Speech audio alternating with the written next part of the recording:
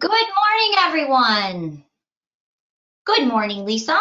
Good morning, Colleen. How are you today? I'm great, thank you. How are you? Good, good. Well, a little fuzzy on the hair today, a little wet out there, but other than that, all good. You always look good. I know you don't think you do, but you do. Yeah, it's complete fuzz. I just hide it well with all the lighting. Well, we have 60 degrees coming tomorrow, so it's going to be actually really nice tomorrow, as long as the rain doesn't come in. That's awesome. I'm dying to get a couple of runs in. So hopefully, I mean, in December, when you get 50 and 60 degrees, you can't ask for more than that, right? No, it's a nice thing. So we've got quite a few people popping on. We're going to give them about 1 more minute. We had about 70 people register for this class. And so let me introduce myself and Lisa. My name is Colleen Delange. I am at full-time at MiRealSource staff and also been a licensed realtor for 22 years now, which makes me feel old. But really our goal today is to show you some time-saving tips and techniques in TransactionDesk. And we're also going to show you the brand new Authentisign 2.0.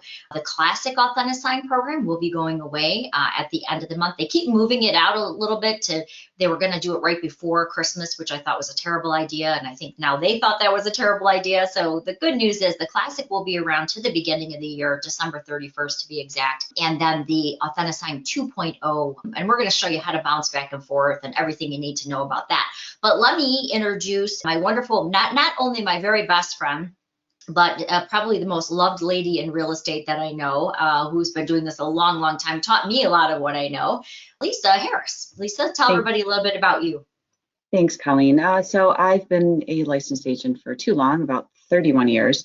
And then we both have been with MiRealSource for a while training, which we absolutely love. So it would be nice to be back in the classrooms. I can't wait to be next to people instead of, this video chatting it's great to get by, but I do miss the interaction being in an actual classroom. So hopefully soon enough we'll get back to that. But thank you so much for having me on. And again, I'm here to help. So if anyone gets stuck along the way, I'm here to kind of answer questions as we go along.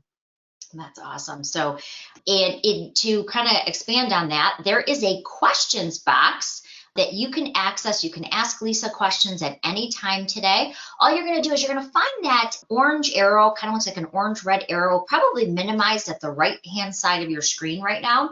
That basically opens up your GoToWebinar panel. In that panel, you will find a box that says questions. Feel free to type your questions in. There's something that maybe I went over a little bit fast and Lisa can jump in. She can ask your question to the group. She can answer it directly if it's something easy, or if you need to see something again, don't hesitate to throw that in the questions box and we can cover that again too. In addition to that, you'll also find the handout section. The handout section has 5 PDFs that you can actually save to your computer. They're kind of cheat sheets, and thankfully Lisa wrote most of them, and they're really quick, easy guides on how to do some of the things that we're going to cover. So we're basically going to cover TransactionDesk and some time-saving tips and techniques that you're going to want to know. And then from there, we're going to go into the new Authentisign 2.0, and we're going to tell you what you need to know about the upcoming change there. I'm going to turn my fuzzy hair off, and we'll get to what we're here for. All right, terrific. So I think we're going to start on the overview of what people really want to know right now, and that is, what are the new improvements to Authentisign 2.0? What do you need to know? When is the old one going away? And so we're going to cover all of those questions right now.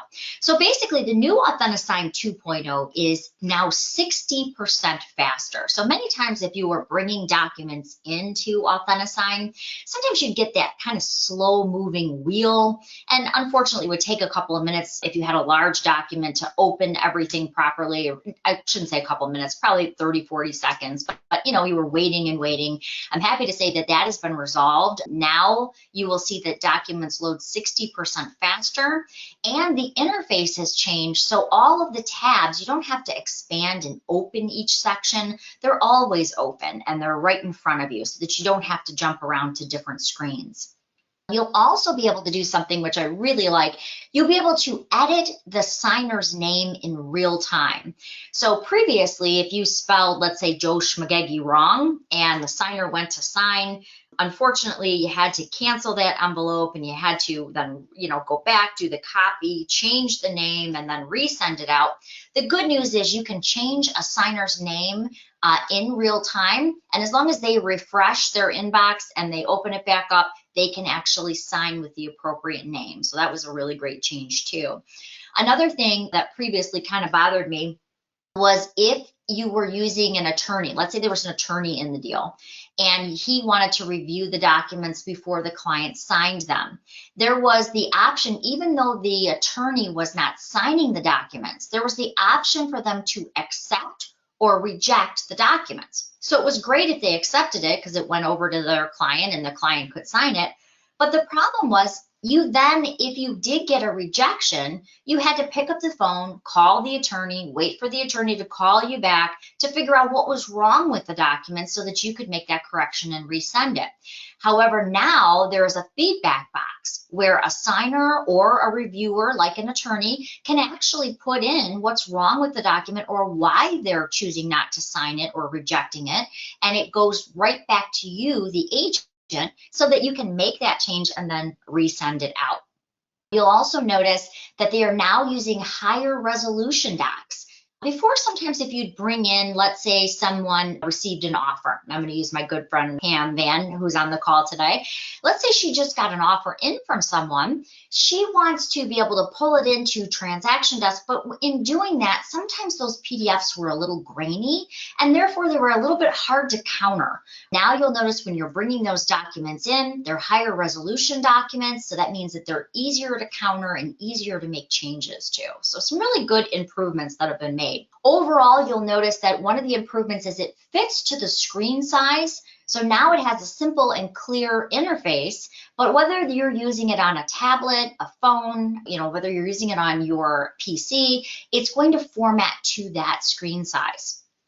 Another thing that I ran across previously was that sometimes if clients were signing on their phone, it would have that complete button, and sometimes it was just at the bottom of the screen. So if they had their phone maybe blown up a little bit, it was hard for them to hit that final complete, or sometimes they didn't even see it.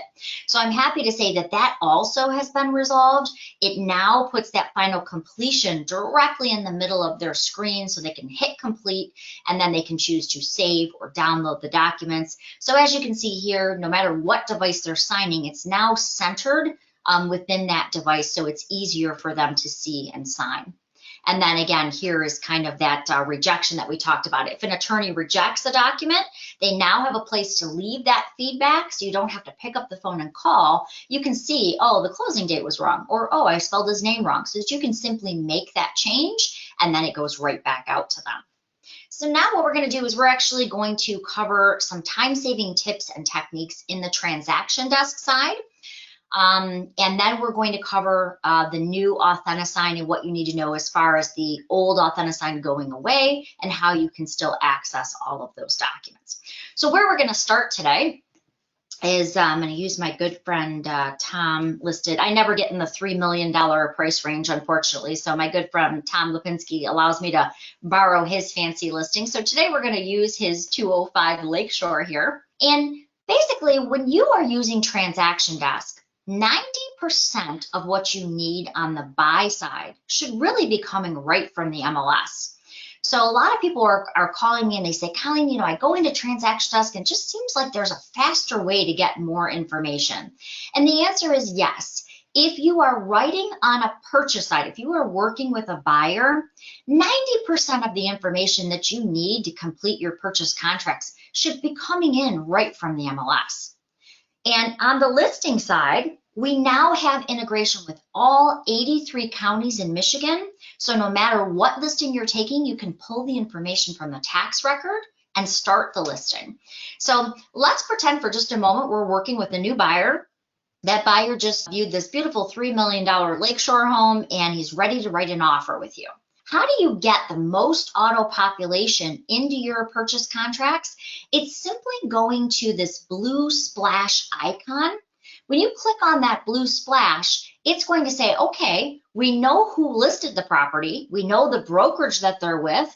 Now we want to insert your information on the selling side. So what we're going to do is we're going to click that blue splash. When you run your mouse over it, it'll say start a transaction, and it's going to begin auto-populating. And just by asking you a couple questions, it's going to know exactly where to put your information.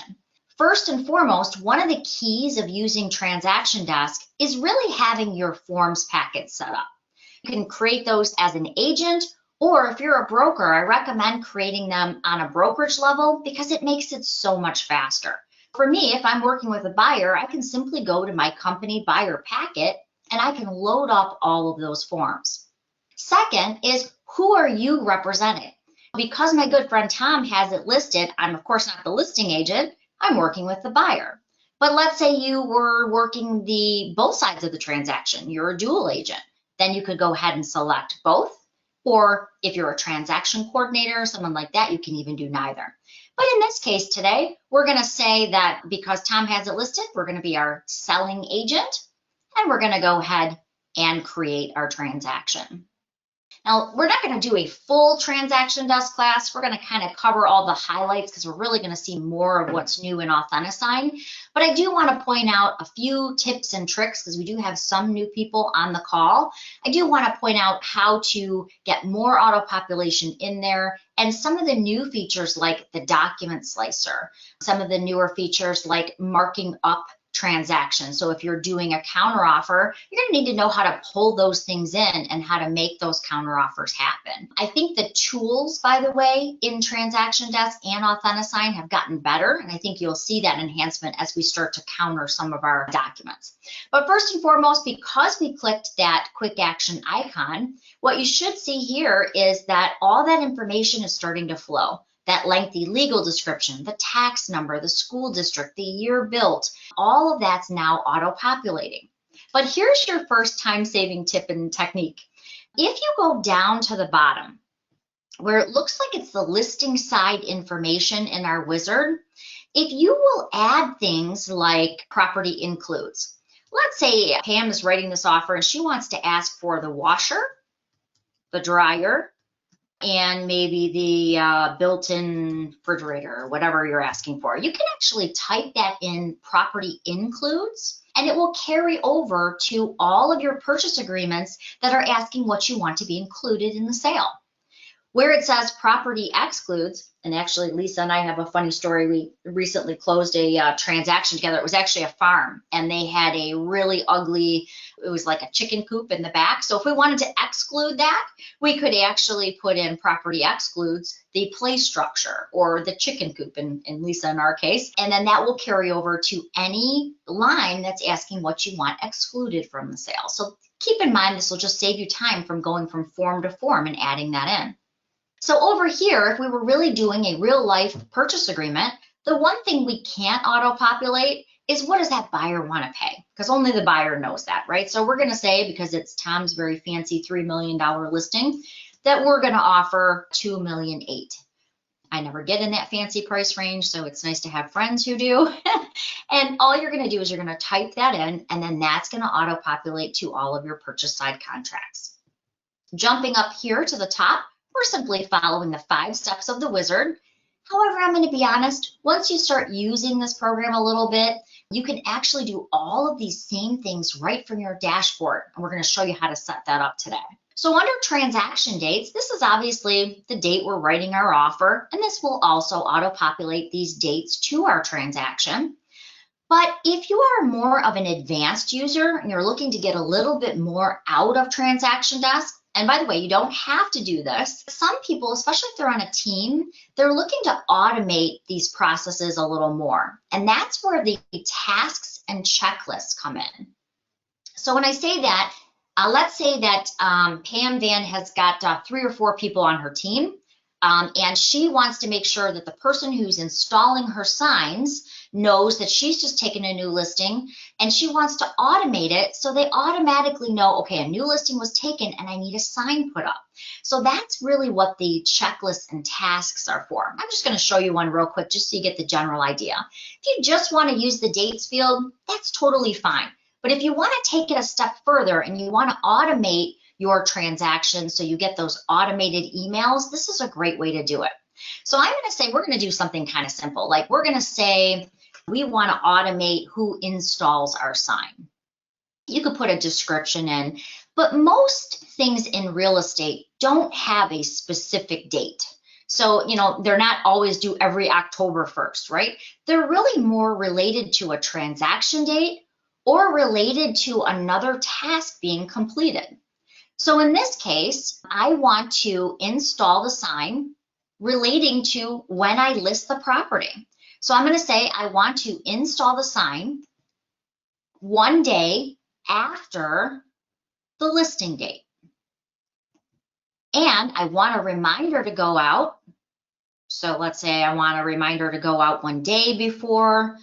I can actually assign this to a team member on my team, and they're going to get that automatic notification that a sign needs to be installed. You could do this with lock boxes. I actually set up a reminder I always forget to remind them to get the final water read or to call for the final water read. So I set up a task so it automatically reminds me a week before my closing date that I need to call and make sure that's done. So there's certain ways you can automate these processes so that you don't have to try to keep a mental reminder, especially if you're balancing multiple properties. So I'm going to go back into our wizard. And by the way, you can jump back and forth in the wizard just by going to the right-hand side where this little hamburger stack is. And I'm going to jump back to where we were on our transaction dates. And then we're going to jump over to step 3. Now, step 3 is really, in my opinion, the most important step of TransactionDesk and absolutely the most important step in the Authentisign 2.0 process. Because really, if you take the time to put your contacts in here, doing Authentisign 2.0 is a breeze. It's very fast, and it should be just a couple of clicks because it will actually tag the documents where the buyer and seller are supposed to sign. So let's take a look. Of course, it's already got me and my brokerage, and it's got Tom and where he works. But now we want to go in and we want to add our buyers and sellers, or if there's an attorney, you can add those as well. And so when I click on this add button, so I'm going to click here, and it's going to ask me, who do I want to add? Do I want to add a transaction contact? Do I want to add someone I've worked with before? Do I want to add myself? Well, really, quite honestly, I'm already in here. It already auto-populated that for me.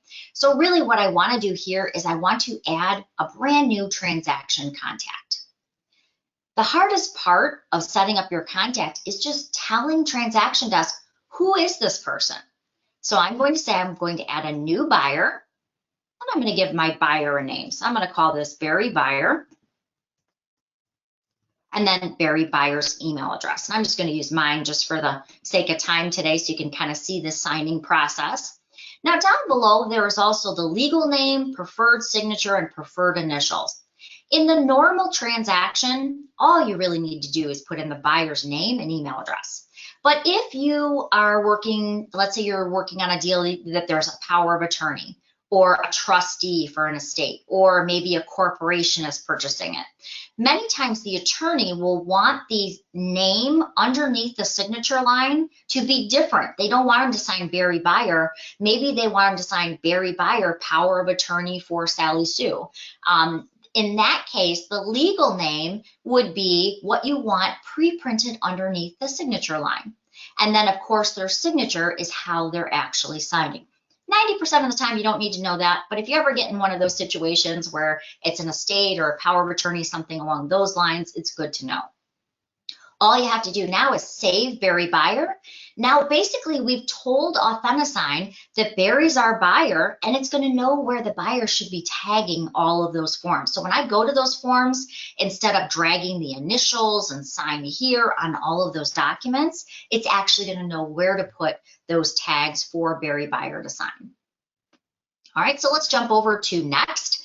Next is forms. Now, I got a little confused here, quite honestly, when I started using TransactionDesk, because step 4 is forms and step 5 is documents. And quite honestly, I kind of always thought they were the same thing. But how that works in TransactionDesk is a form is anything that they have all set for you to fill out. So it's those forms where you can just fill in the blanks. Step 5, which is documents, is really where you can bring in those outside documents like pre-approval letters. Maybe you have a signed home warranty document that you want to bring in. It's where you can bring in all of those outside documents to be part of your transaction. Now, one of the enhancements that they added is you can do a form preview. You can review the form.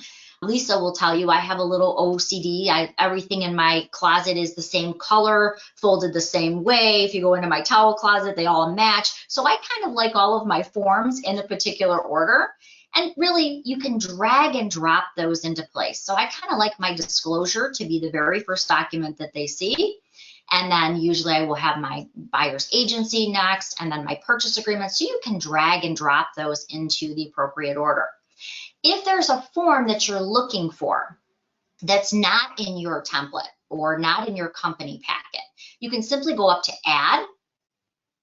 And then I will tell you, we have a ridiculous amount of forms. I think there's something like 4,000 forms between the different libraries. So quite honestly, what I think is the easiest to do is really just using that search bar. If I'm looking for, let's say, a pool addendum, I can actually go to that search bar. I can type in the word pool, and you can see almost immediately those 4 forms that have pool in the title immediately pop up. And now I can see, oh, here's my company pool addendum. I can simply check that form off, add it in, and now it's dropping it into my forms list. Now, one of the cool things that Brian, our Chief Technology Officer, built is in the way of documents, which is our next step. What Brian said is, wouldn't it be great if when you're ready to work with a buyer and write your offer, if the filled out seller's disclosure and lead-based paint and everything was brought over for you?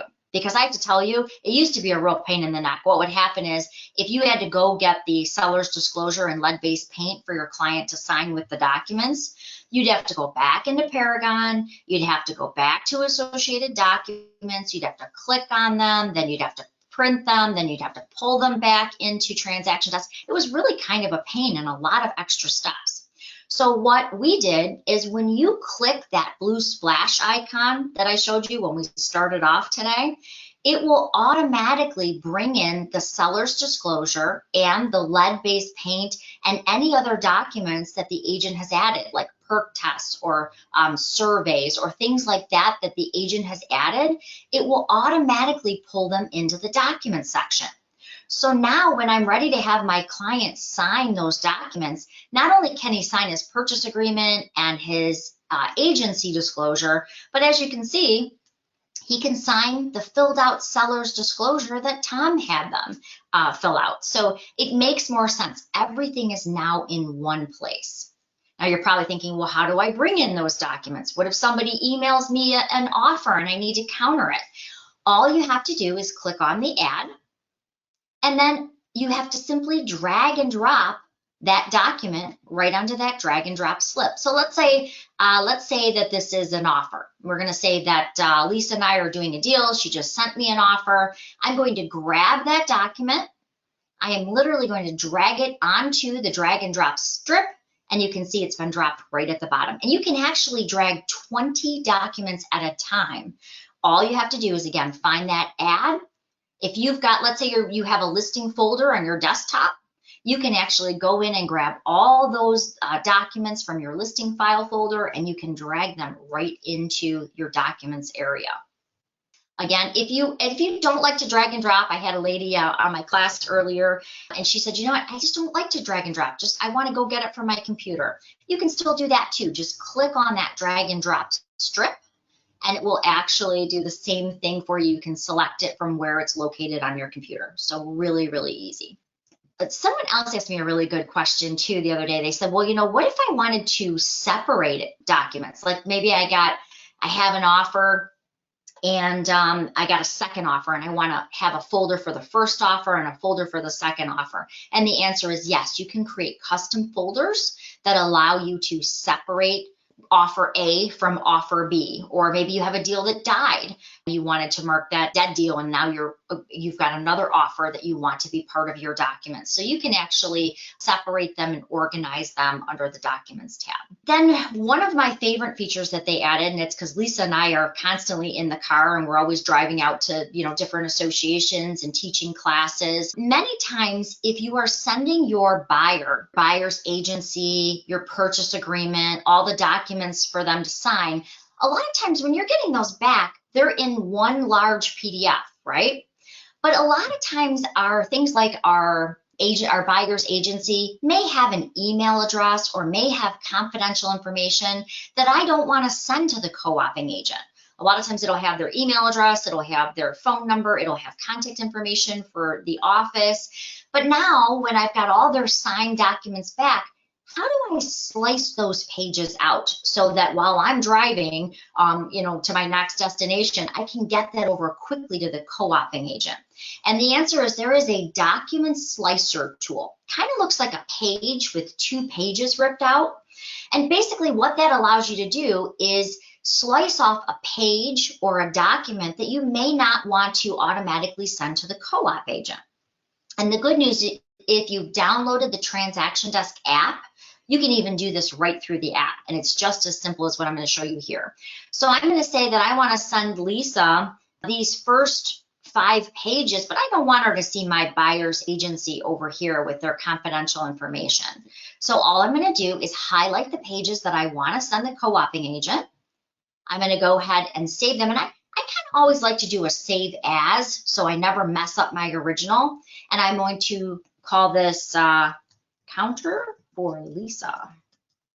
And I'm going to open that up just so you can see what it's going to look like.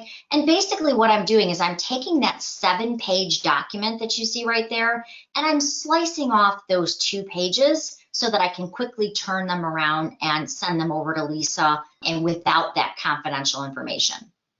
Another thing, when you're pulling in those offers, so I'm going to pretend that I got this offer from Lisa, and I'm looking at it, and it looks like Lisa's asking for the washer and dryer. I'm going to blow this up a little bit so you can see it. So she's asking for the washer and dryer, and we don't want to leave that. So I can go right to the document markup tools, and I can go ahead and strike that off. I did get yelled at the other day when I showed this because every association is different and every brokerage is different on the policy for using the strike off. I was teaching this up in the Midland area, and they're like, oh my gosh, we would never allow an agent to strike something off. You have to use a special addendum for any changes. So whatever your policy is, follow that. Or for my brokerage, we can cross off and we would just have everybody initial next to those changes. If you don't know your policy, check with your broker.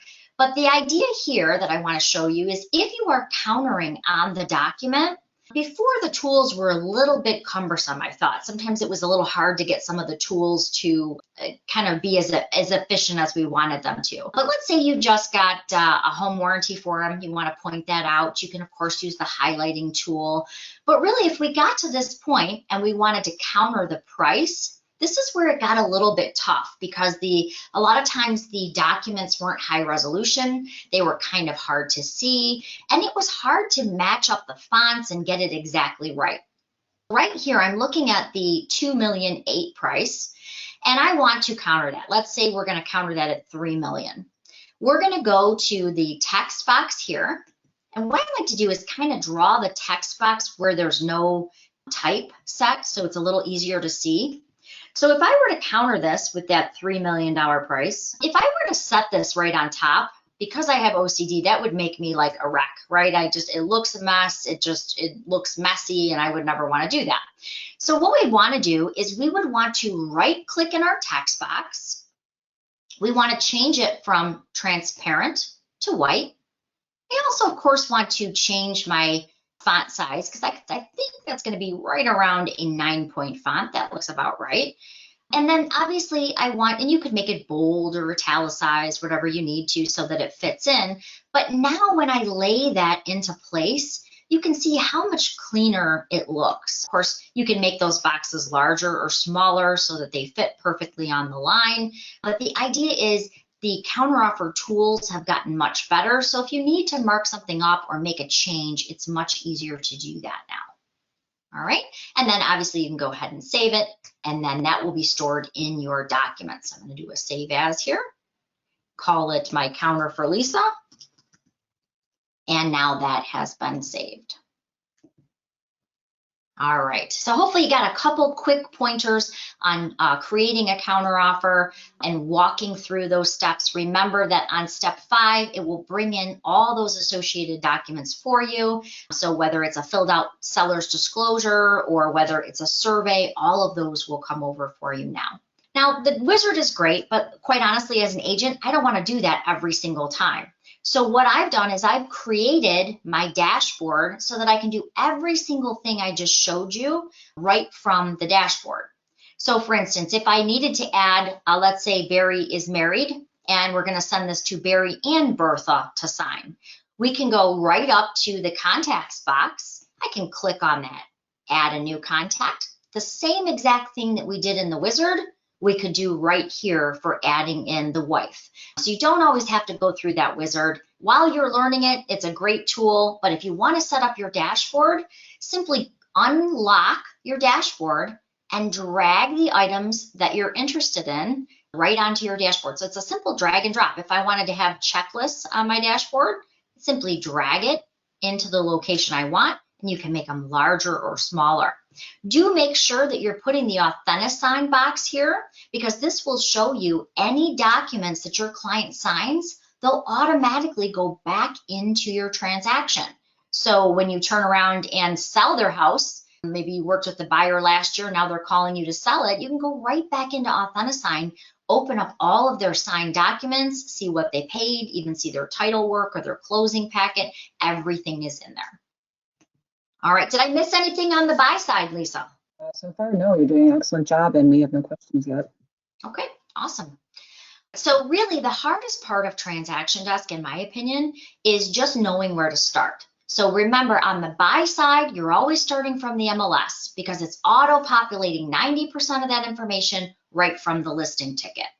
However, if you are on the listing side, you don't want to trust that that other agent put all the information in correctly. You actually want to start it from the tax records. So what we're going to do is we're going to click on Add, and there's a little trick here. And so this one, you might want to take notes if you're brand new.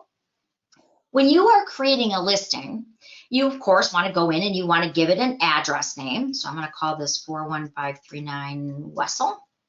Now, a lot of people like to name it after the client, and that's okay, but if your client buys more than one home from you, sometimes that's a little confusing because now I'm trying to figure out which Bob Smith I'm looking for. So you can always put the client name right after the address, and that way you can quickly find the actual transaction you're looking for.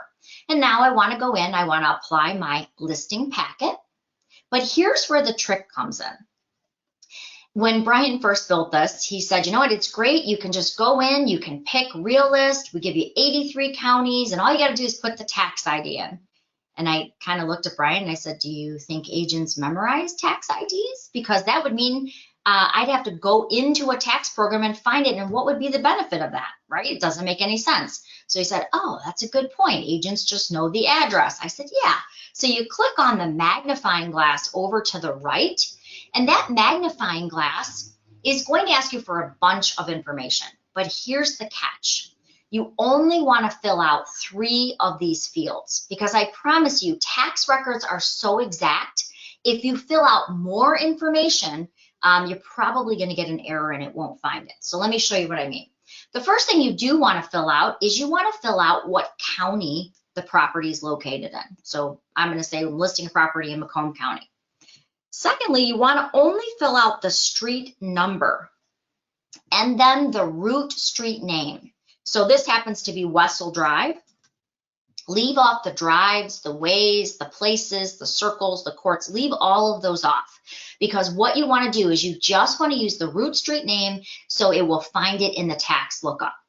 Once you click search tax data, it should then immediately, as you see here, find the property and the owners of record. You're going to check it off, and you're going to start your listing transaction from there. Now it's going to auto-populate right from the tax information or the property information, but it's also going to take that seller of record and it's going to label them the seller. So when you go into Authentisign, you're going to see it's all tagged in all the places that that seller is going to sign. That will keep you from having to do a lot of extra work. So again, we see all that auto population taking place. We've got the legal description, the tax number, the school district, year built. But if I jump over to our step 3 here, this is where our seller has automatically been labeled and brought in. And if there's more than one seller, let's say it's a husband and wife, or more than one seller on the deed, they will be brought over as sellers. So it makes it a little bit easier. Couple quick tips here. A lot of people don't realize that if you use the data sheet, you can actually take that data sheet that you're filling out. Some people fill them out and give them to their office admin. Some people manually enter their own listings. If you take the time to fill out that data sheet, you can actually use the listing upload feature right up here at the top, and you can actually push all that information over to Paragon in a partial listing. So a lot of people will say, well, Colleen, what does that do? Well, think of it this way. If you're filling out your data sheet and you're going in and you're filling out all the required information, and then you're printing it off and you're handing it to your admin now has to rekey in 300 fields of information that you've just typed out. Wouldn't it be great if you could push it to your admin or push it to the MLS by simply clicking the upload listing button? Well, that's exactly what happens. When you click that upload listing, as long as you have the required information filled out, what it does is it creates a partial listing right in Paragon for you. Now, the reason it doesn't go live automatically is we want you to add your photos first. Because remember, if you put your photos in after you save the listing, sometimes it can be 24 hours before it shows up on sites like Zillow or Realtor.com, because those photos are high resolution. And a lot of those companies will only, because it's expensive and it slows things down when you're pulling high-res photos, they'll only pull them once a day or sometimes once every other day. So that means if you're saving your listings first and then you're going back to add the photos, it's usually not a great idea, because sometimes you can have it out on those sites with no photos, and we know buyers will skip by it and go on to the next home. So again, once you've done that push, now your admins can see the partial listings here. So if I go in as the admin and I want to finish up that partial listing, I can go in, add the photos, add anything that's additional, and we can go ahead and now get that right onto the market. If you are adding them yourself, you can do the same thing. You can actually go into your partials and you can finish up that listing and make it live. It's a lot easier than rekeying in all of that information. So once you are working in your transaction, you want to bounce around to a different form. Just go to the transaction forms area. You're going to click on it, click on the form you want to start working on, and it will take you to that area. Under File, you can save, you can watermark forms, you can remove a form, you can print forms, email forms. But I do want to show you one really cool feature before we get into Authentisign 2.0. A lot of people don't realize that you can actually send your seller's disclosure statement ahead to your seller so they can fill it out before you arrive. It's kind of cool. So let me show it to you. If you go over to File, Send, and send it via email. Now, really, the seller's disclosure statement is really the only one I would ever do this for, but it's every other document we're sending to our clients, usually in a locked format, so that they can't alter or change the documents. However, this one is not going to be filled out by me, the agent. This is always going to be filled out, well, I should say, should always be filled out by the seller. So I'm just going to put in my Sally seller's information, Sally seller's email address. I'm just going to use myself for the sake of time so you can see how it looks on the seller side. And then I would put in a subject line that they would recognize, like see you tomorrow for our listing appointment. Whatever you're going to type in, you can put in a personalized message. But instead of sending it as a locked attachment, I'm going to send this as a link, and I'm going to allow them to fill out that form. So basically, I'm sending it in an open format. And I'm going to say, I'm going to list their house on Saturday, so I want to get it by Friday. All you have to do then is hit send, and it's going to send that out from you, because of course they don't know who Authentisign is or TransactionDesk. So it's actually sending it to their email from you, and it will have your contact information. I'm going to quickly open up my email so you can see what they see. When they're actually receiving it, again, they're going to be getting it from you, and it takes about 30 seconds to arrive. It's always a little slower when I'm trying to show it live streaming. They're going to get it from you with your contact information, and it's going to be an open format so that they can fill it out. So let me jump over here. See if I can make it come a little bit faster so you can see it.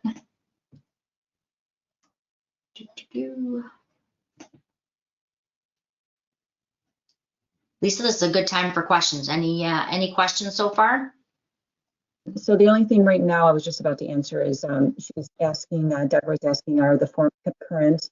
If you have saved a template of forms for a buyer or seller transaction, do you need to go back and update the form as the forms are updated in the system, or does that automatically happen?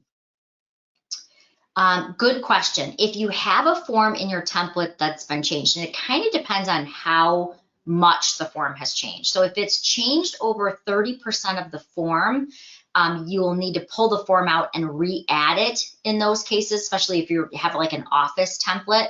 Most of the time, if it's a simple text change or something along those lines that they've done, those will automatically be updated because they're really just changing a small portion of the form. So it does depend on how much of the form. If the form has completely changed, so let's say it's radically different, then that is a form that you will need to go back in and pull out and then add again. So if it's just a simple change where they're not really changing the structure of the form, those changes are generally made for you and you'll see them. If it's something where a good portion of the form has been made, has been changed, or a form name, or it's been replaced with a different type of form, then that is something you would need to update your templates with. But updating a template is pretty easy. It's literally just opening it and then going and grabbing the form that you want to be part of it. Was that the only question, Lisa, or is there any other ones? Nope, actually another one just came and I started typing. When the signed form comes back, where can I find it? Great question. So when the signed form comes back, it's always going to drop it right back into your TransactionDesk file. I had a little bit of internet connection issues. Lisa, can you see my form again? I can still see your form. And I can actually see your hand moving around on there right now. So yes, it looks like it's moving. So when they sign it, it's actually going to go right back into your transaction. So once they receive it and they open it and save it, you will get a notice as the agent. And once you open that form back up, you will see any changes or anything that they've added. Now, that brings up a good point because a lot of people will say, well, why can't they sign it at the same time? And there's a reason. Now, 90% of the time when I send that form out, I'm usually going to meet my seller at the home. And so I usually print off my forms and I will take them. So I will take that form with me. However, you could send it out for signature if you're sending it out with all your other forms, but it is a two-step process. And here's why. When you are sending a form in an unlocked format, that means it can be changed because obviously they're able to edit it. In order for a form to be legal and binding in all 50 states, it has to be a locked format, meaning that it can't be changed, that people can't add and remove things from the form. So what I do is I generally will send that form ahead. I will have them fill it out, and then I either print it off or send it with all of the other docs to be signed. They can't do both at the same time, and it's simply because if they were signing an unlocked format like that, it would not be legal and binding because you can make changes to it. Hopefully that helps. And I apologize, it's taken a couple of seconds. I know it seems like it was having a few internet connection issues, so it's taken a couple of seconds for that email too. So while I'm waiting for that to come in, I will go over a couple other things just so we don't lose too much time, and then I'll go back and show you that email, what they get and how they see it. And then, so right from your editor, one other thing I like to point out that a lot of people don't know is clauses. Clauses are where you can actually add legal language that your broker has predetermined, or language that the other day I was trying to get seller concession language just the way I wanted it. Normally I can do it, but I was just drawing a blank. It just didn't sound right when I was typing it out. So keep in mind, if you've got language that your broker has predetermined, or if you've got something you wrote out and you're like, oh man, I'd like to use that again, that sounds really good. That's a really good example of clauses. I'm gonna grab a quick general addendum. It's a really good one to show. Thought I had that written here, but maybe not. When you are working on a purchase agreement, or when you are working on an addendum and you've got that language, and it's just exactly how you wanted to say it, you may want to copy that and create what they call a clause library. And it just makes it that much easier to insert a lot of language quickly. Or again, some brokers, I know my broker's always saying, you know what, Colleen, you're not an attorney, just use what I've already set up, which is probably a good policy to have, right? So if I am creating a general addendum, and I'm just going to grab a quick addendum so you can see it. So I'm going to use our company general addendum. And I'm going to say I'm trying to come up with that language that's going to say how much concessions we're going to give, or if there's maybe a particular item you're trying to reference and you're grabbing an addendum, it's a lot easier when that language is already predetermined for you. So I'm going to go into my form and I'm going to say I want to use my clause on my addendum. And of course, you can use office clauses, or I'm just going to use one of my personal ones. And you can even create subfolders. So I can separate my home inspection clauses from my home warranty clauses. But let's say I want to say that the buyer has 7 to 10 days to complete their home inspection. Maybe the home warranty is not to exceed $400, whatever it happens to be. You get the general idea. I'm going to check off what I'm trying to convey. I'm going to hit OK, and now I can actually go in and I can tweak the language if I wanted, or I can add in that dollar amount. It's just a lot easier when I can pull it from a library and I don't have to start from scratch. So that is really the listing side. We talked about the listing side. We talked about the purchase side. Now we've got some contracts that we're working with. Now, how do we complete that signing process? And that's really where the new Authentisign 2.0 comes into play. The old Authentisign will be sunset on, it was going to be November, but now they've moved it out until December 31st. So the old Authentisign will be going away, the classic version. Now the documents themselves are not going away, so don't panic. Everything is still going to be there. So if you're familiar with the classic and you've used the classic and you need to quickly grab an addendum or get something done today and you don't have time to play with the new Authentisign, totally fine. You can bounce back and forth right now between these two tabs. So if I'm looking for something, maybe I want to resend an addendum that I made previously, I can go into the classic, I can still open it up, I can still resend it and do all of those things. However, on the 31st of December, this will go to a read only, meaning that you won't be able to, you'll still see them, they'll still be part of your transactions. However, they will just not be where you can edit them and send them out again.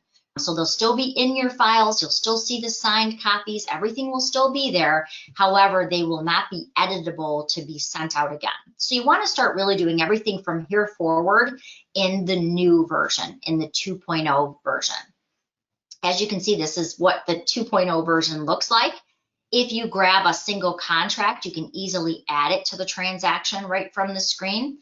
But let's actually go through a signing so you can actually see what it looks like. I'm going to go ahead and hit the add button. And the most important part is where this says transaction optional, don't think of that as optional.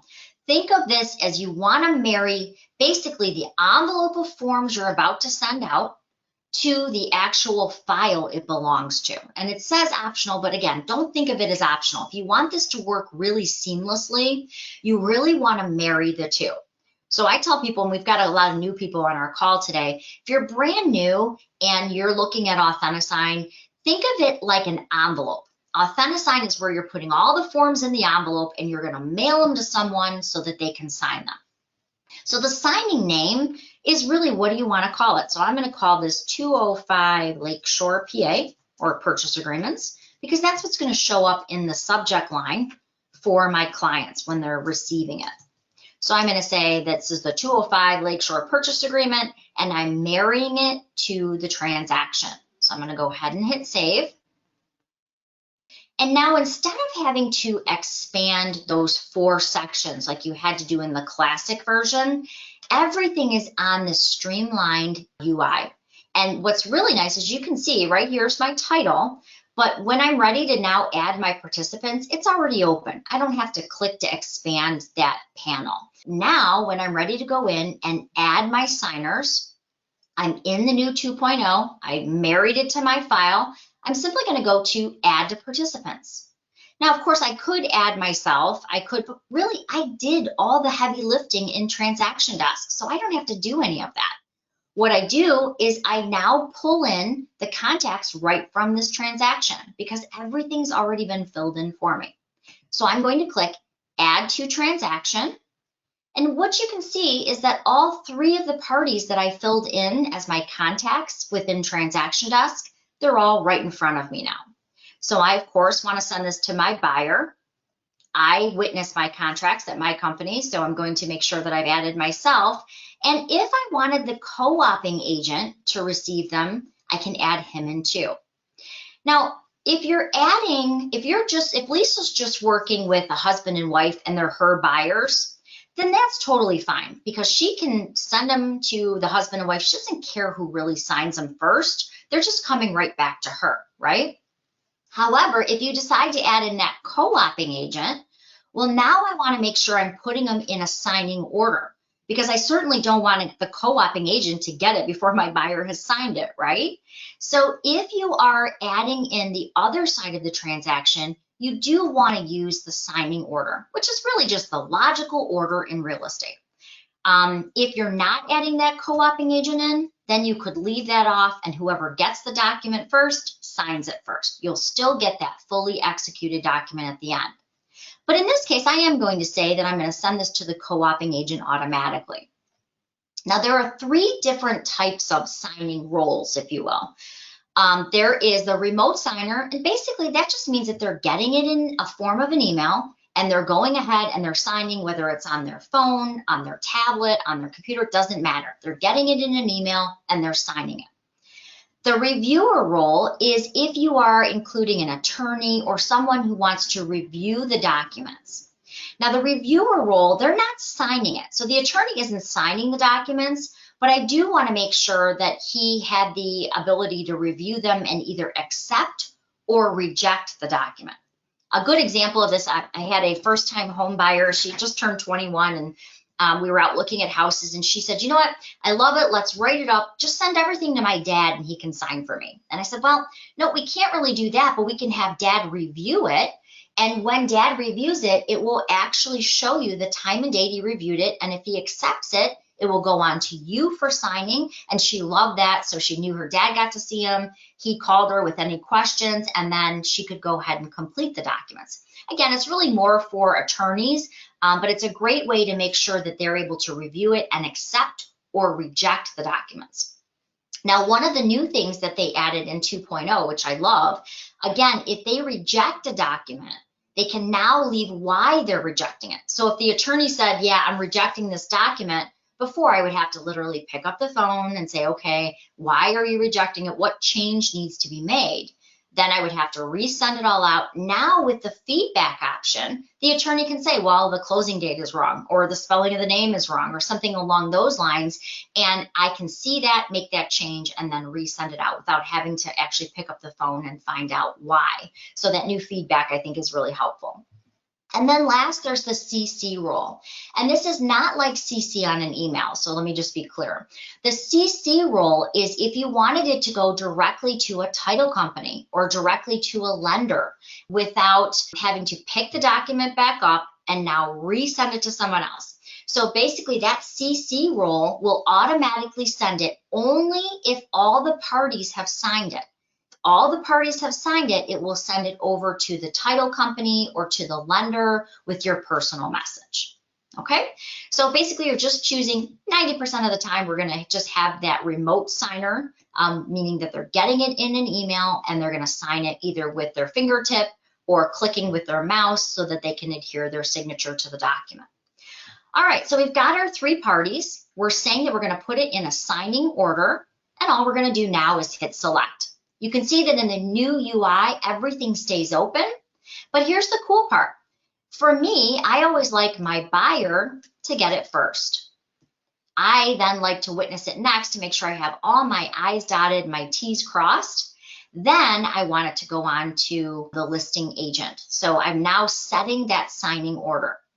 I had a very nice lady in my class recently, and she was brand new to real estate, and she said, I'm going to try this. I'm writing my first offer. And I was driving home. She literally called me and she was in tears. And she said, you know what, Colleen, I've sent this 11 times to my buyer and they're not getting it. And why aren't they getting it?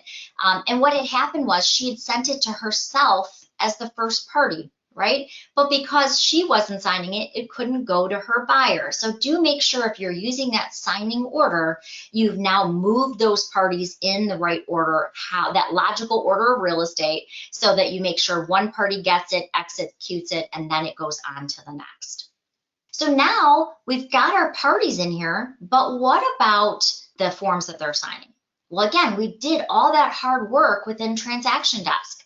So all I'm going to do is select add a document or form.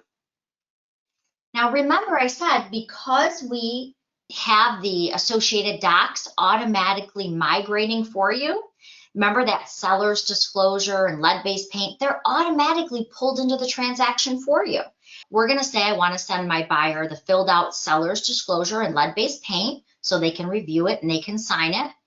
I also want to send my purchase agreement, of course, my agency disclosure. I'm literally going down the list and picking all of the documents that I want them to sign. Let's say, and I know Hank just joined us, let's say Hank wants to add another document. I know he's got a couple home warranty forms that he generally will add. He can actually go into upload a form, and just like I showed you in the transaction desk side, you can drag and drop a form directly on the strip, and now that will be added in as well. So keep in mind, not only do you have all your transaction documents listed, whether it's a document or a form, it's going to be listed here so you can pull it in and have it signed. You can add additional forms by simply dragging and dropping. You can add up to 20 at once, or you can drag it in from your computer. And then lastly, now this one I couldn't figure out for a little while, and then I had a transaction diet inspection, and it totally dawned on me why this is here. So we're going to use Hank again. Hank has got this buyer, and he found him a house at 123 Main Street, and they go and they have their inspection, and unfortunately they have a bad inspection, and so the deal dies. Now, Hank does not want to change 123 Main Street. For legal reasons, he wants to make sure that he still has all of that information, right, on 123 Main Street file. He might mark it as a dead deal, or he might, mark it as a canceled deal, but he wants to keep that intact. He's a great broker and agent, so he goes out the next day. He finds them a better house. They like it even better. They're writing it up.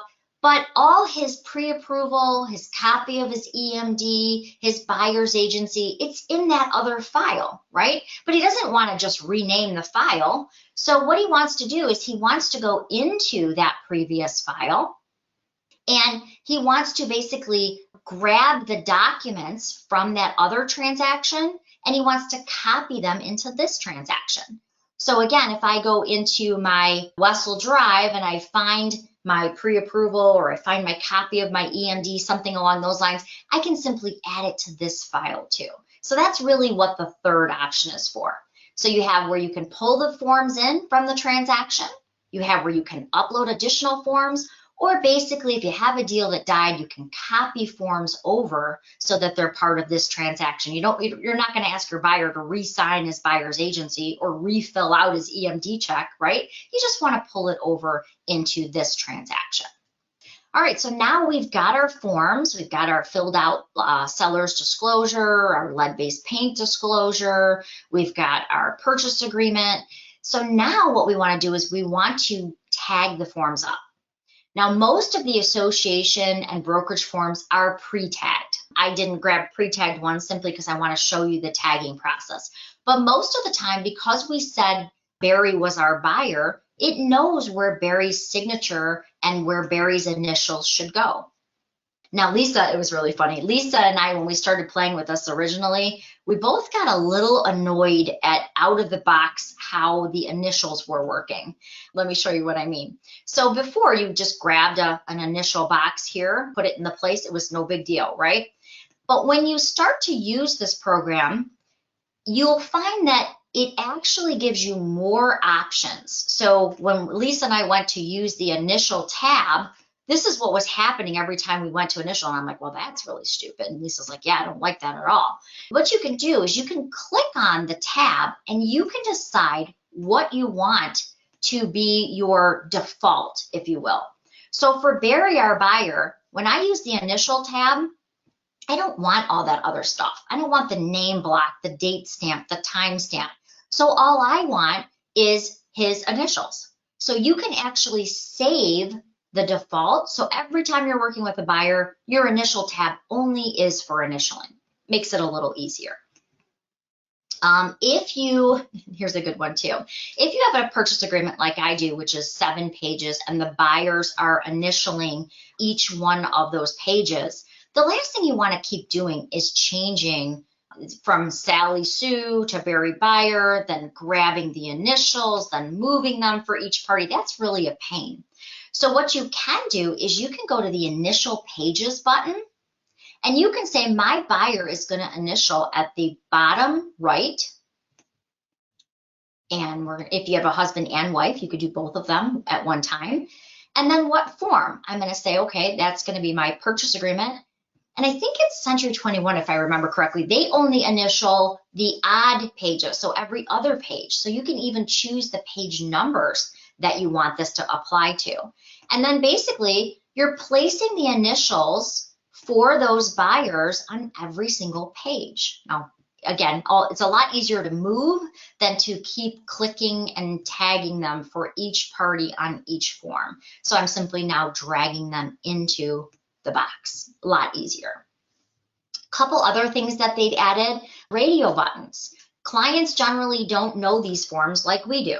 So a lot of times, if you have a section like this home protection plan area, if you were to put check boxes, yes, you would like a home inspection or home protection plan, I'm sorry, and no, you wouldn't like, they would check them both, right? Now you'd have an invalid contract. Instead of doing that, you can do the radio, which is a choice.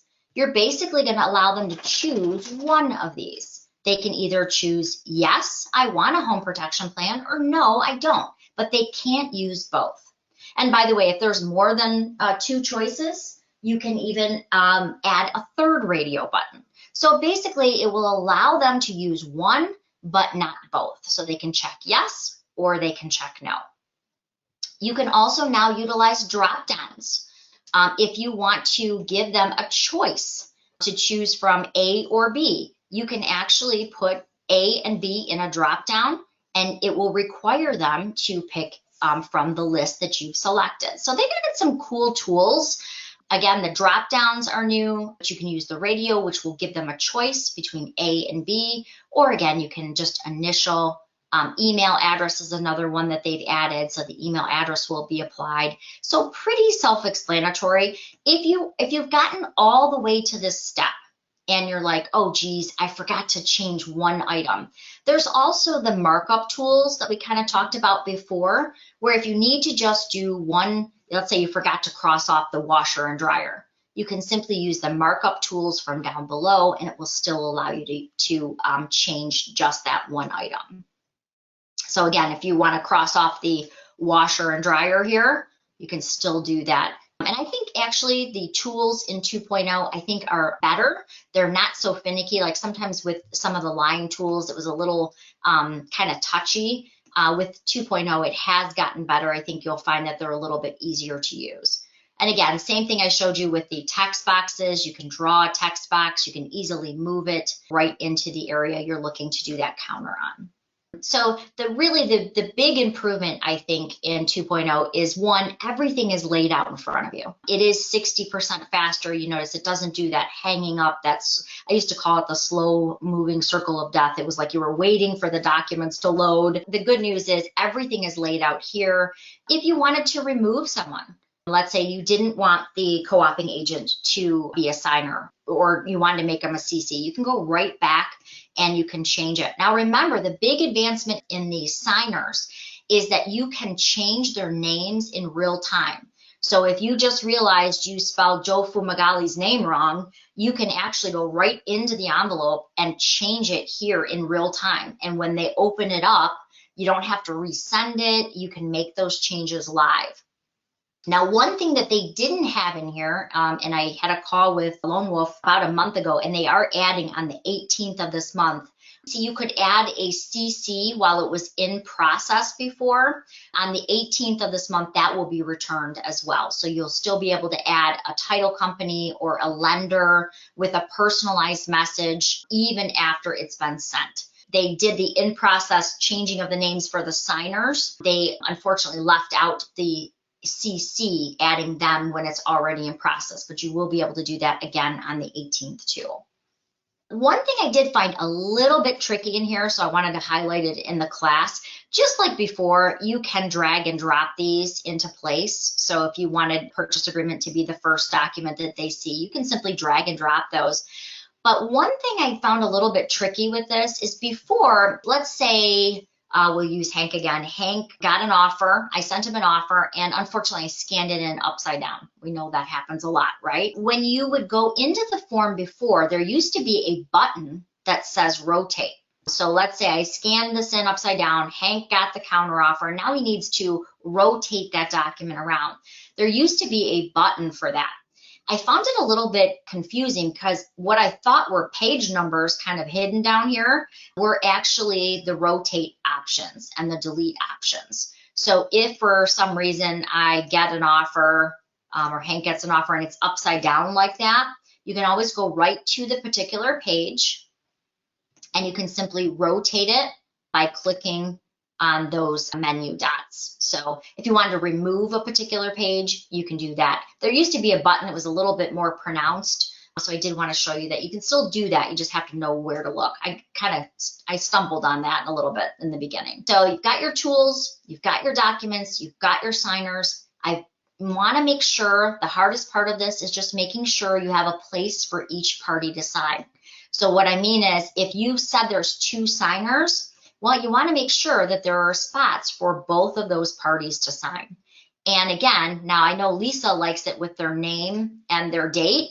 I personally don't like when the initials have the date, because generally by the initial boxes, there aren't dates. If you click on the tab itself, remember you can change those. So for me, I want to add my date here. I want to make sure that I've got a place for my Barry buyer to sign. We're just going to add him into the buyer's area. There we go. And then whoever's witnessing, move those around. And then once you have everything in place, now I want to go ahead and I want to hit my next tab. And this is actually where you now can put in that personal message. So if you have your title company or lender CC'd on your envelope going out, you can put a personalized message like, please start pre-title, or happens to be a divorce situation, please have separate closing rooms, whatever you want that message to be. And there's a place for every party who's signing. So you can actually put a personal message that only they see for that party. And then last, you're just going to go ahead and you're going to hit send. Now, when that email does come, it comes from you, the agent, because of course your clients don't know who Authentisign is. They don't know who TransactionDesk is. All right, so I've just sent that out. It's now going to be ready for them to sign. While I'm waiting for that email, because it does take about a minute, and sometimes when we're on these live streaming, it takes a little bit longer. While I'm waiting for that, I want to go back to that seller's disclosure example we showed earlier. In our seller's disclosure example, we, the agent, sent out the seller's disclosure for the seller to fill out. And we were waiting for that email to come in because it took a minute. We went into Authentisign, but I do now want to show you what it looks like when that seller gets that form. So of course, if you put your branding into Transaction Desk, when they get it, it comes from you, the agent, because they know you, they don't know Transaction Desk. It's going to have your branding at the top. And then down below, it's going to have all of your contact information should they have a question. It does give them some basic information. An email was sent to you. Just click on the link to fill out the form. When they click on that seller's disclosure, it's basically going to open up a mini streamlined, very easy to use version of Transaction Desk. Now that seller can go in, and if they make a mistake, they can check another box. The fields are open so they can type that information into each field. And then all they have to do is they can print a copy if they want, but all they have to do is save it. Now, within just a couple of seconds of me saving this, you're going to see a pop-up at the bottom of my screen that's going to tell the agent right there. Wow, that was like cue the form. That was pretty good. It's going to tell the agent that Sally's seller opened up that form and has saved it. And now that form is right back in my Transaction Desk file. So I can either print it off and take it with me on the listing appointment. If there was a problem with the form, let's say I'm looking it over as the agent and I realize, oh, they put the roof area where it says well, I can even resend it to them and they can change it in real time. Again, it's a link. You can send it out. They can fill everything out on the seller's disclosure statement. That keeps you from having to stay there the entire time while they're trying to fill out this form, right? Or going back the next day to pick it up. So when they get it, they can go ahead and they can print it. All they really need to do is hit save. As soon as they save it, it's now back in our transaction file. So if I go back into my 41539 transaction, I'm going to find that form. Hopefully that makes sense. Quickly jump over into our Wessel Drive here. Now, when you're going back into that transaction, I'm going back into my forms list here. When I open up my seller's disclosure, it's going to have all the changes that they have filled in there. It usually takes about 30 seconds, but we'll see if it's there already.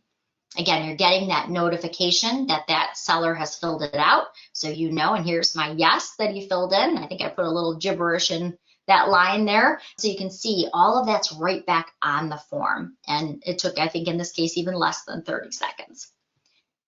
All right, Lisa, any questions on the seller's disclosure statement? Any questions on the listing side or buy side in the transaction desk portion? No, I just wanted to mention I did answer a question about the seller's disclosure. They are automatic, like an automatic fill where you just send it, but you have to make sure you select that allow editing of forms. So if anyone missed that, it's at the bottom when you're actually trying to send that. If you want to show that again, just so they know where it's at, because I know sometimes you missed it. It's at the very bottom of that email. Sure, let me go back there. So what Lisa's referring to is when you're sending this form out, remember you're going to hit send. You're going to send it as an email. Now, everything else we're going to send as a locked attachment, right? We don't want them changing our purchase agreements or our listing contracts. We're filling those out as the agent. But in this case, we're never, well, at least we're never supposed to be filling out our seller's disclosure statements. That's something that the client's going to do on their own. So we're going to check off seller's disclosure. Of course, when I send this, I want to send it via email. So I'm going to say I'm sending this to Lisa. Going to put in Lisa's email address here. And I'm going to say this is the seller's disclosure. We're listing your home, whatever you want to put in here. But what Lisa was referring to is you're going to send it as a link, which is a live link, so it can be changed. And you're going to allow, this is the important one, allow the editing of the forms. So that gives them the ability to fill that form out. It's basically taking it out of that locked PDF status and it's putting it in that editable status so they can go in and fill it out. And then all you got to do is hit send. All right, any other questions, Lisa, that we can tackle while we're here? I know you've been thank you so much for doing all that. I really appreciate it. It's a lot. It's hard when you get so many people on a webinar, and it's a lot easier when you have somebody answering those questions like Lisa. Oh, it's no problem. Actually, you've done a phenomenal job. I've had very few questions, so I don't see anything as of now. Actually, someone just sent one. Is this information a text document as well? They'd like to know if they can text it. I don't believe it's compatible yet for text. Tell me what they're looking to text. I'm sorry, I think she's asking is if she could text that seller's disclosure for them to edit that form, which obviously we can at this point.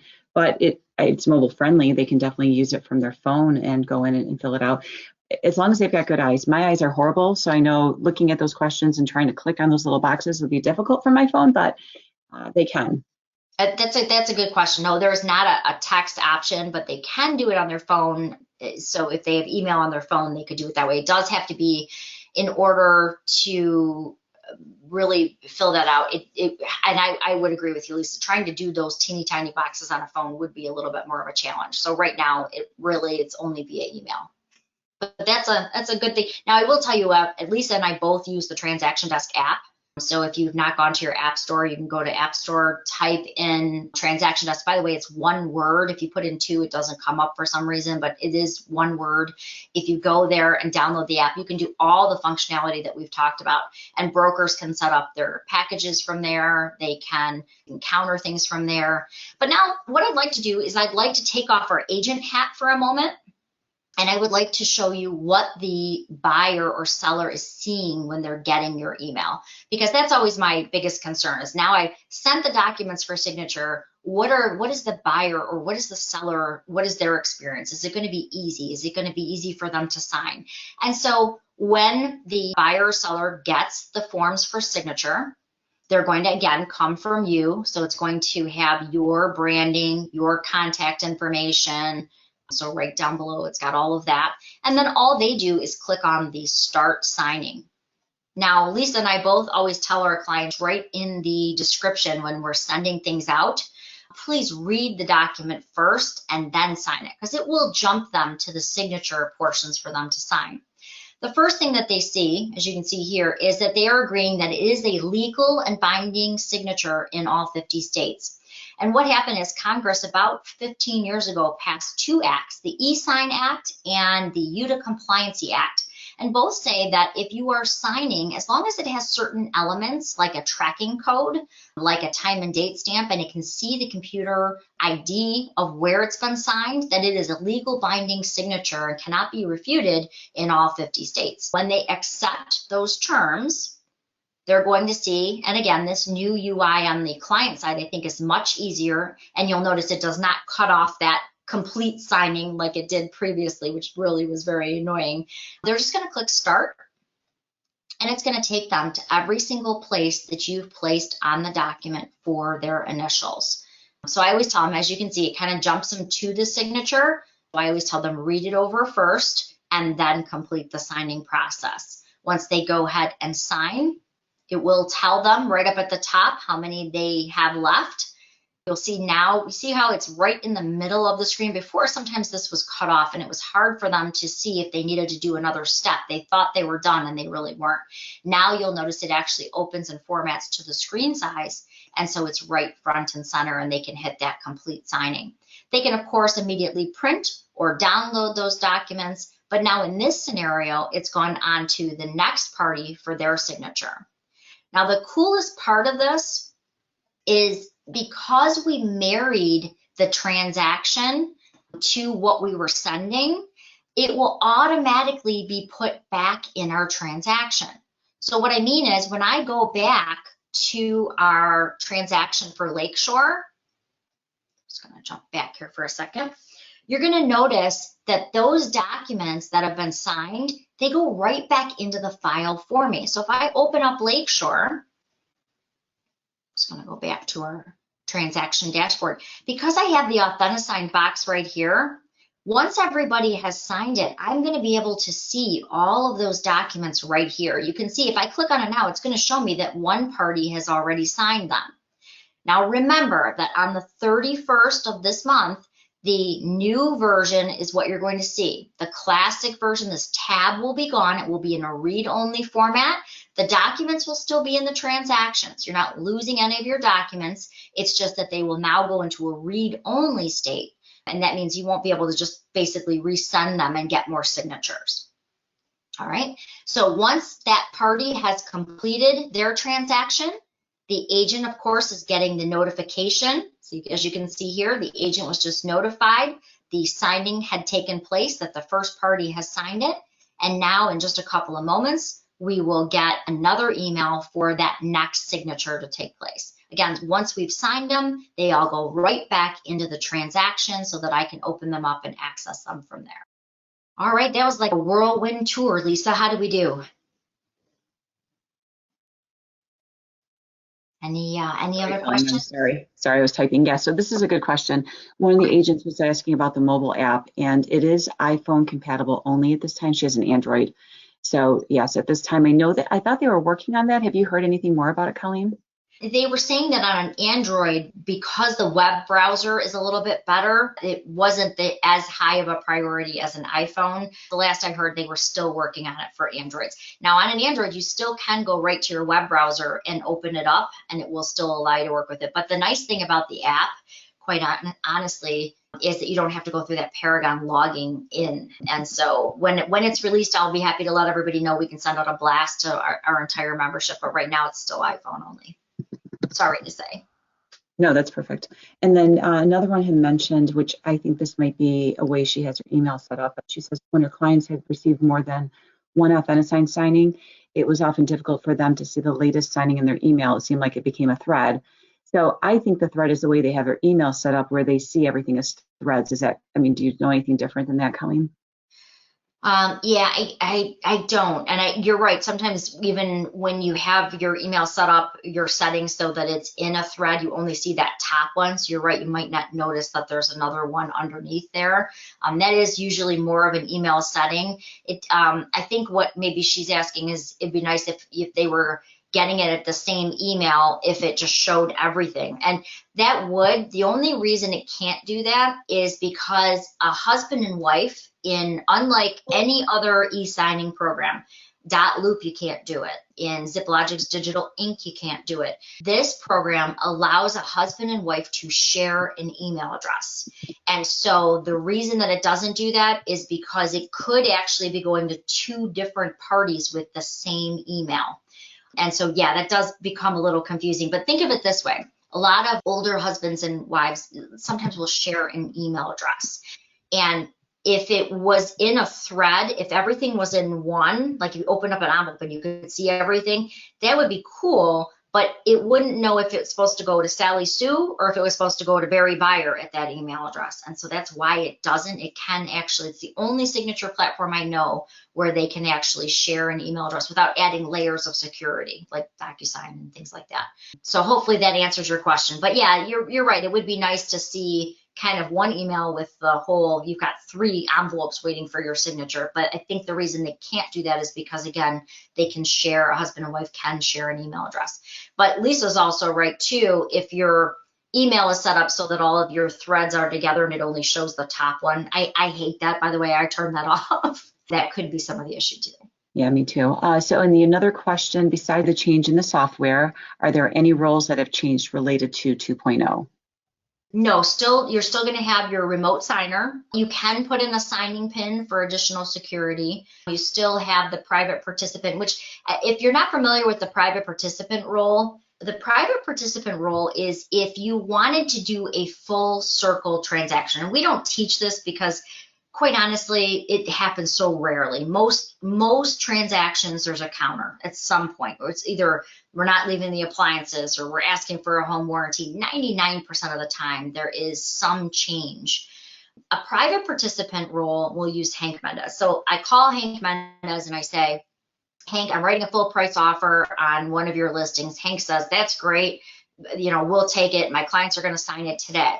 I can actually set it in the private participant mode, which basically sends it to my buyer. He signs it, sends it to me. I witness it, sends it to Hank, but it basically gives Hank the keys. If Hank likes it and he reviews the document and he says, yep, this is perfect, my clients can sign it, it gives him the ability to put the client's name and email address in, so it would then automatically send it to the clients so they could complete the signatures. Now, the agent, me, the other agent, I don't know their email address, right? And I shouldn't, right? Because they're working with Hank. But what it does is it gives Hank the ability to unlock it without having to take it from a PDF, pull it back into another envelope, re-tag it all up, now send it out to his clients. It allows Hank to say, yeah, I like it. Here's the name of my seller and here's the email address of my seller, and now it can go on. So it's basically a way to do a full circle transaction. It's used so rarely though, because, you know, like I said, 99% of the time there is a counter involved, and therefore you got to change something anyway. So it doesn't really make sense. We don't teach it that much for that reason. All the other roles are the same. Reviewer is the same. CC, remember, CC is not like CCing someone on an email. CCing is if you want it to go after all the parties have signed it to a title company, to a lender. That's what the CC role is. And because quite honestly, title companies, if you don't have a deal, they don't want the paperwork, right? So you don't want to just CC them and send them paperwork. You want it only if the entire transaction has been signed. Then you want it delivered over to the title company with your personal message. All right, so hopefully I answered that okay. And yes, you did. I don't have any other questions at this point. Everything's been answered. Well, thank you so much, Lisa, for all you did today. One other thing, Colleen, could you please go into Paragon and show them where they can also find all the handouts? Sure.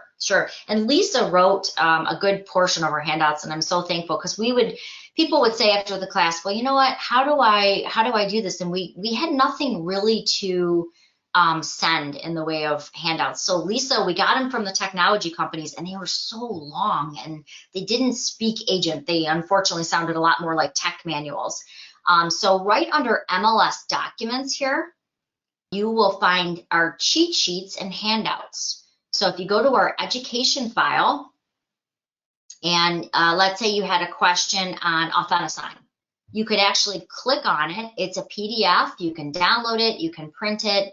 We tried to keep them short and sweet. I'll show you what they look like here. Tried to keep them short and sweet with big arrows so you know exactly what you're looking for. So those are all under the MLS documents, and it just makes it super easy to find. You can even use the search bar so you don't have to go through all 86 of them.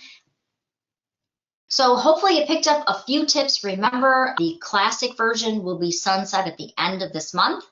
If you do have any additional questions, there'll be a follow-up survey that's going to come out to you. You can type them in the survey, and then Lisa and I can get back to you. Otherwise, I hope you have a wonderful holiday. Thanks so much for staying. I know it was kind of a long class going over TransactionDesk and Authentisign, but I wish you a wonderful holiday, and sell. Thanks, everyone. Have a Merry Christmas. Thanks, Lisa. Thanks for all your help. No, anytime. Thanks, Colleen. Thanks, and everyone's sending their thank yous as well. So thanks, everyone. Great. Thanks, everybody. Have a great day. Have a good holiday. All right, thanks. Bye-bye.